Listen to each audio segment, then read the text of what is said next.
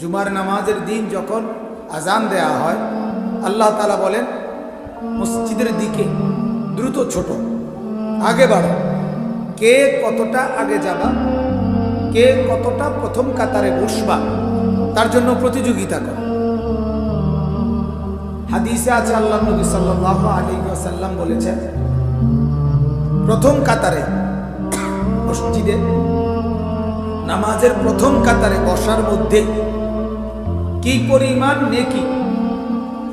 নবীজি বলেন, যদি তোমরা এটা বুঝতা তাহলে বাচ্চার মতো, বাচ্চা যেমন হাঁটা শুরু করার আগে কিছুদিন কনুই এবং হাঁটু দিয়া হামাগুড়ি দিয়ে দিয়ে যায় বাচ্চারা, আল্লাহ নবী সাল্লাল্লাহু আলাইহি ওয়াসাল্লাম বলেন, তোমরা এরকম মসজিদে প্রথম কাতারে ঢুকবার জন্য বাচ্চাদের মতো হাঁটু এবং কনুই ভর করে হলেও প্রথম কাতারে যাওয়ার চেষ্টা করতে।